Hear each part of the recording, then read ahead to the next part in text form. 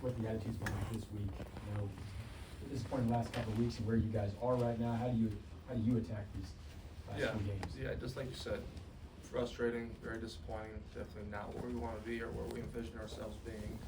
But now just about finishing out strong, and yeah. What was the mood like when you see Pat now? Just but at first I didn't really, just because of where we sit, Sure. D-line and stuff, we didn't know who it was, and it was like somebody says like, oh, it's Pat, and like, oh, you know.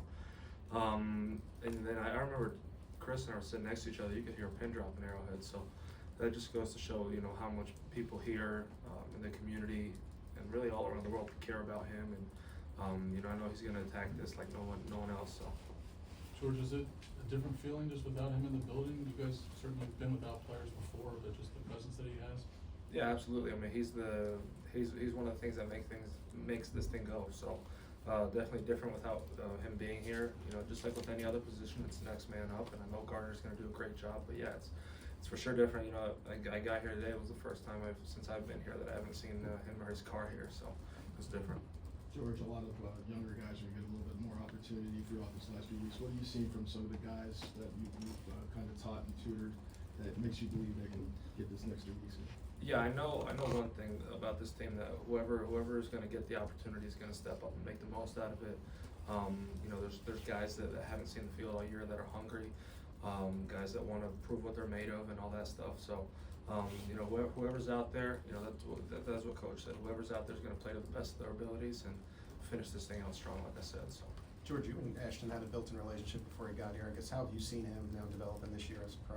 Absolutely. I mean, he's every single week he's getting better. I feel it's shown these past couple weeks. Obviously, with him making a couple big plays in these last couple games, but he's really growing. You know, he's great in the run, and he's getting better and better as a pass rusher too. So it's awesome to be able to see him grow from where he was at, you know, during OTAs and get better training camp, and then kind of as the season progressed. And I think he has a really bright future ahead of him. How are you doing health-wise with your hand? It's you know, it is, you know, what? You know, you find a way to find a way. So. What are your initial thoughts about the Titans and what you've seen from their offense as they've gotten through this year? Yeah, I mean their record doesn't indicate it, but it's a tough team, and they play really hard. And you know, if you watch the tape these past 3 games, they're playing really good football. Actually, you know, they're putting up points against some good teams and against good defenses. And that quarterback, you know, I'll tell you what, you know, whatever the perception is out there, but he can make all the throws. He's athletic, he's strong. The O-line keeps getting better. The running back Pollard's a great player, and they got weapons. So we got a lot of respect for him.